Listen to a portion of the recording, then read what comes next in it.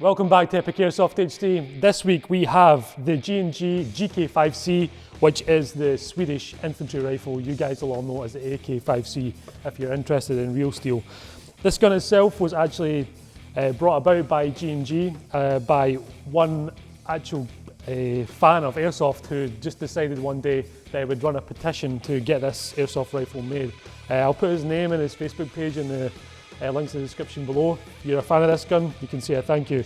Later on in the review, we'll obviously have a 30-meter range test, and we'll also have a chronograph testing of the gun itself. So let's get it out of the box and have a look at it, since you've come to watch the show. So as G&G always do, very well packaged gun. Lots of protection in here. You've got your manual for the gun, of course, which we don't really need. And you've also got a kind of magazine FAP manual, so you can see all the different guns that G&G do, and they do wonderful guns, and this is just an example of that. So let's get the gun out.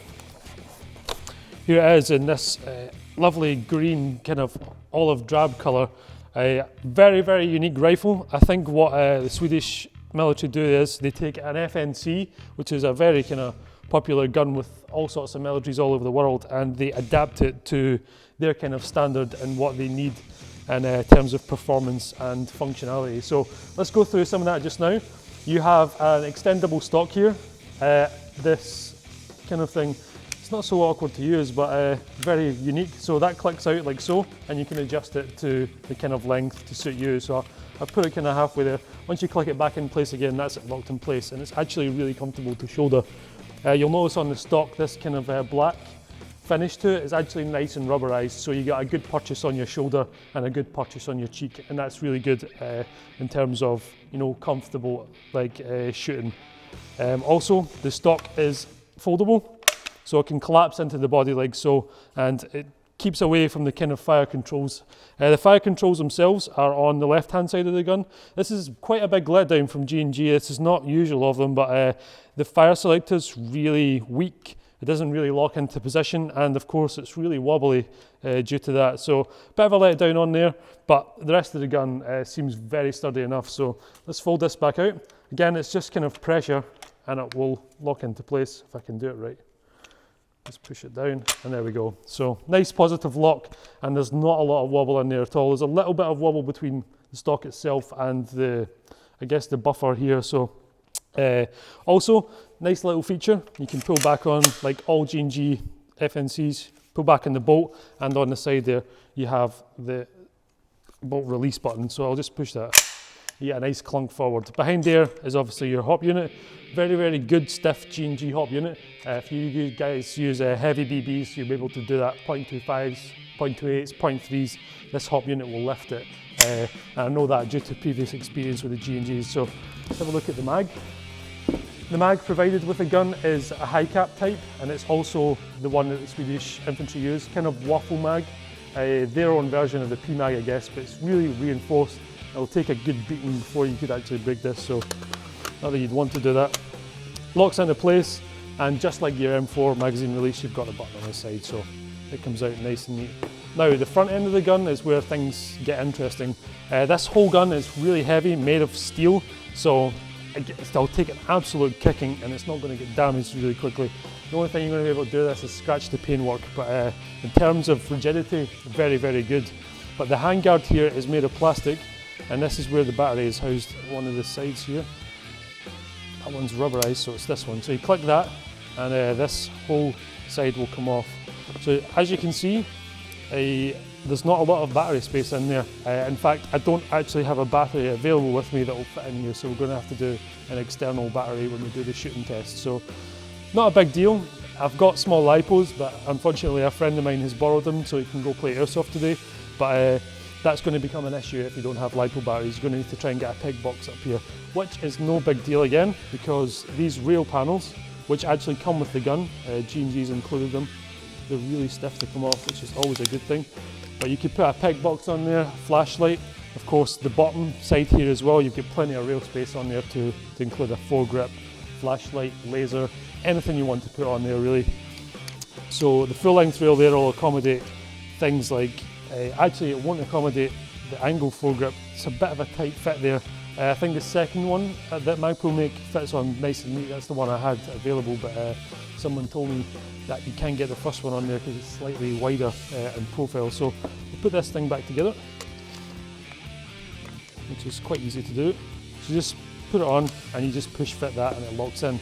This side though, however, doesn't come off, so you've only got availability on the one side there to come in. Once you've got this side off, obviously you can take the left side off, but a bit silly. I would prefer that both sides would come off. It makes battery installation far easier, but that's just another little issue. Get sling points on the rear left hand side and at the front on the left and the right hand side, so that's handy. Iron sights, bit of an issue with this as well. They're actually not lined up to the res rail, so when I put a red dot on the res rail, it's actually a way off to the left. We'll get a shot on that close up so you can see that, but really confusing and really off-putting. When I sight down the gun, I'll do that into the camera, yeah, the rail is quite off. It's about 5mm on the gun itself, out to the left, which makes a big difference when you start putting that over distance. So not sure what that's all about. I just think the rail itself on the top here has been screwed on kind of squint, but we'll forgive them for that for the rest of the gun being the way that it is, which is beautiful. I really like this rifle. All right, what we'll do is we'll go chrono test this gun and we'll do the shooting test all in the one go. Okay, we're out here on our 30-meter range. We've got our target set up out there, and I've basically sighted the gun on the iron sight, so it'll be interesting to see where exactly the BBs hit. We're using 0.3 gram BBs as we usually do, and I'm running the gun on an 11.1 volt LiPo. So let's have a look at what it can do.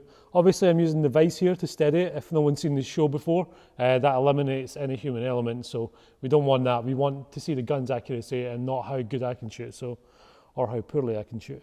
So let's give it a go.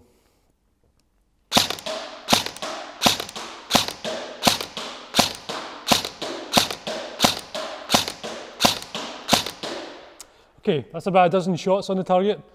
Let's move on to fully automatic.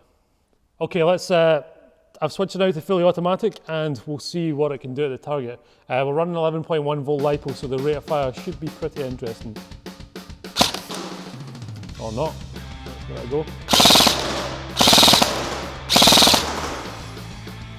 Okay, pretty devastating rate of fire for a standard gun, version 3 gearbox with the 11.1 volt LiPo here. So let's have a look at what it did to the target.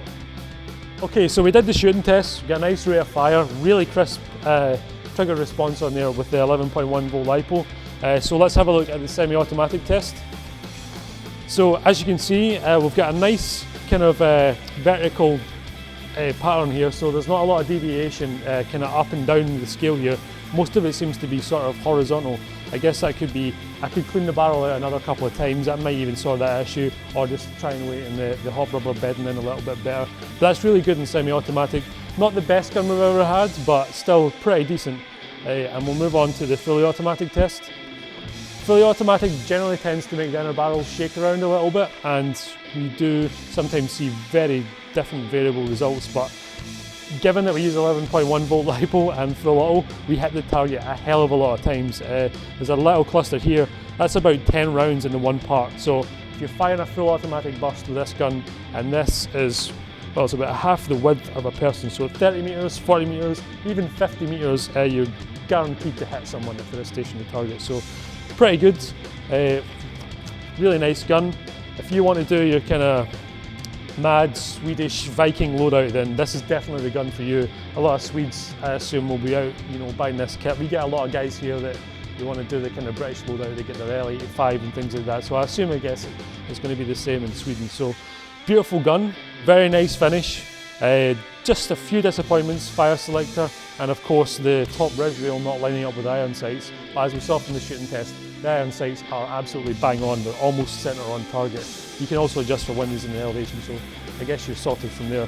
But again, G&G, thanks again for listening to your customers and bringing out a gun that's as unique as this. I believe they're petitioning now for an SKS, so a very interesting Russian assault rifle. We put it on there on our Facebook page. You can find that in the links in the description below. Thanks to Airsoft World again for letting us borrow this gun. It was really nice of them. They only had it in a day and they had it shipped out to us, so that was pretty cool. The gun is on sale just now, I don't know how long for, but it's just under the £300 mark, and it's usually on sale for about £330, £340. So in my eyes, it's quite worth it. It's the one-of-a-kind airsoft gun, so very worth the money. Guys, check ourselves and Airsoft World out on Facebook pages. We'll be doing a giveaway soon, so stay tuned for that. We'll have a gun review every single Sunday, so don't forget to subscribe to us, and we'll see you next week.